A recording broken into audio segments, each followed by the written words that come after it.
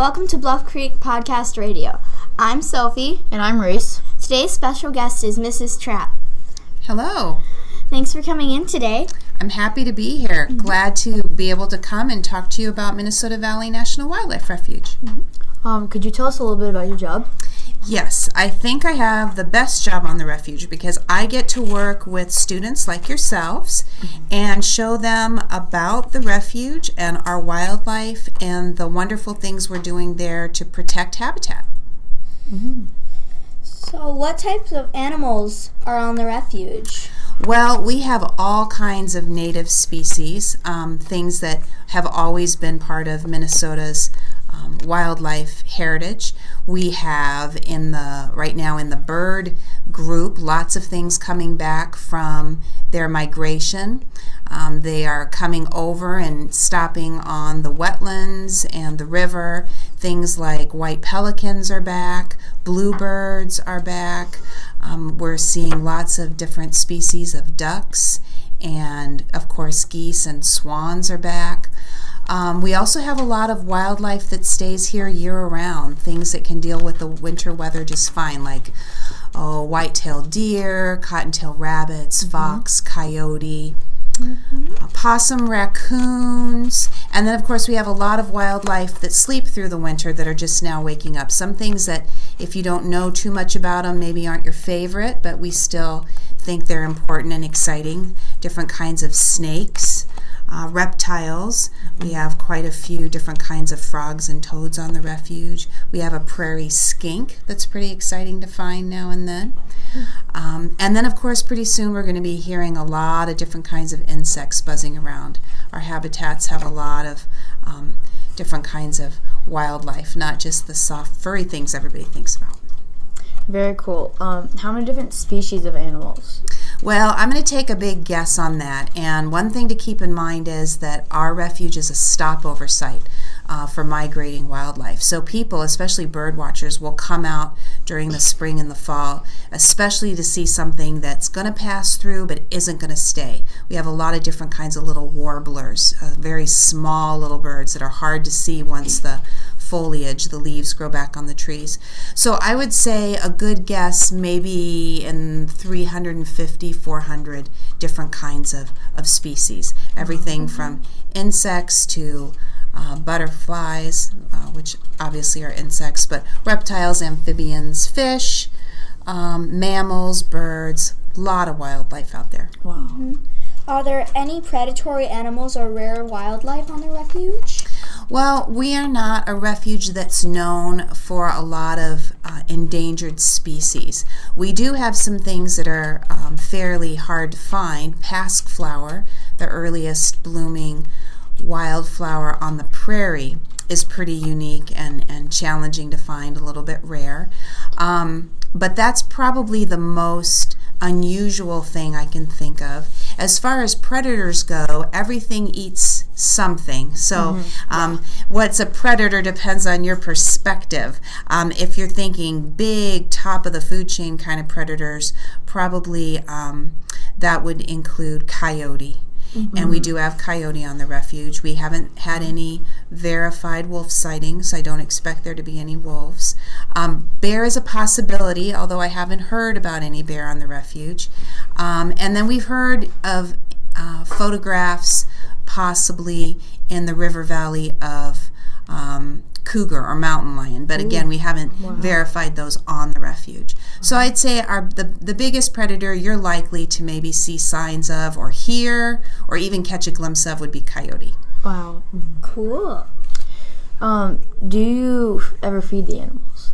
Well, that's a really good question. Our goal is to provide wildlife habitat, and good wildlife habitat provides the food animals need to survive, whether it's a plant or another animal. So it also provides places for animals to live and the materials they need to build their home, and enough territory so that they can roam and find those things and find each other. So the only exception I'd say to the feeding rule is we do have bird feeders at our visitor centers, and the main purpose of that is to bring some of those birds closer to the buildings where people can observe them. if we were to stop feeding the birds, they would do just fine because there's plenty of food on the refuge. Do you ever have animals coming close to the building? We do have some funny wildlife encounters now and then. At the Rapids Lake Education and Visitor Center, which is in Carver, just about 15 minutes from school, we have some administrative offices where our staff work that have picture windows right low to the ground, and we have on occasion looked up to see something staring back at us, whether it's turkey or groundhog, 13-line ground squirrel. We're not quite sure if they're interested in what we're doing or if they just see their reflection in the glass and they're trying to check it out, but we have had a few people get the surprise of their life when they look up at a big furry face staring in at them. So any funny encounters with the animals? Yeah, I would say the groundhog that woke up early in the spring and was checking things out was a little bit of a surprise. Caught Katie Laughlin, some of you might know, one of our previous park rangers, by surprise, and she let out quite the little scream. We had an exciting wildlife observation morning when we had two bald eagles toppling from the skies with their talons locked right above our parking lot.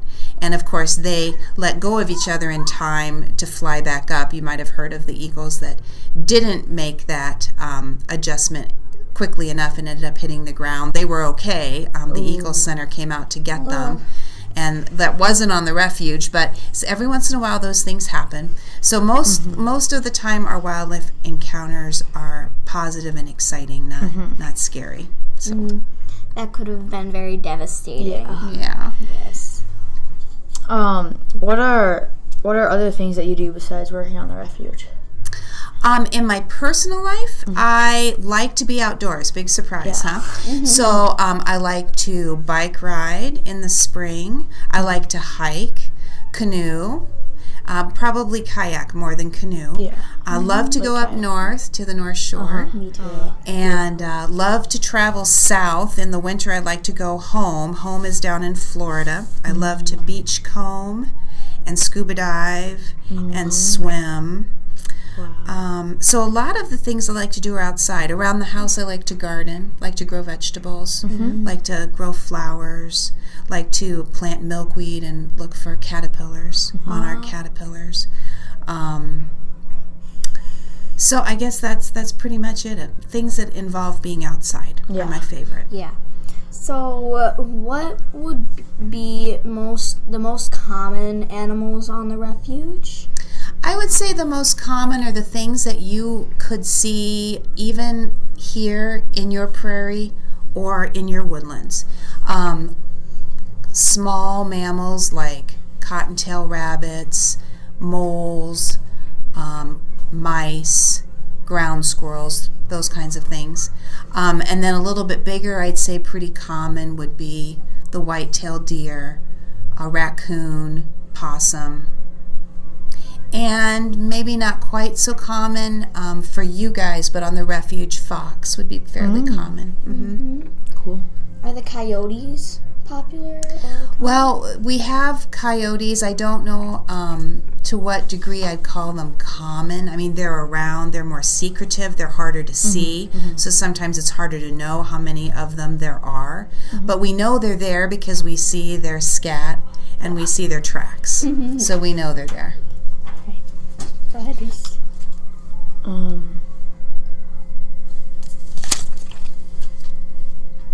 Are there any summer opportunities to do? We are excited about the things we can do with students in the summer that we can't normally do when they come out with a big school group. We've got a couple of opportunities. If you'd like to come out and join our Explorers Club, we meet once a week throughout the summer. and you get a chance to explore kind of the way you want to. Students decide what they're interested in, what they want to learn more about. You can go out with our equipment and look for things, catch things, try out new things that you didn't do during the school year. We have a 3-day refuge biology camp for students that are really into biology. Cool. And the water and the heat and the mosquitoes don't scare you. You want to get out there anyway and put on waders and get out into the mud of the wetlands. You want to get in a canoe and go paddle out to a beaver lodge, or maybe you want to try out trapping some small mammals to see what's out there. Try your hand at pouring your own plaster cast of the tracks we find. If that's something you're interested in, then that camp's for you.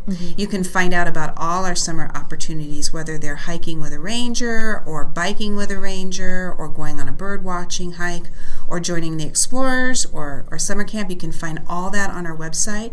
Just Google Minnesota Valley National Wildlife Refuge, and there's all kinds of good information on there and things you can do. Everything is free. All you have to do is register for camps, but for most of our other programs, just come out with a grown-up and have fun.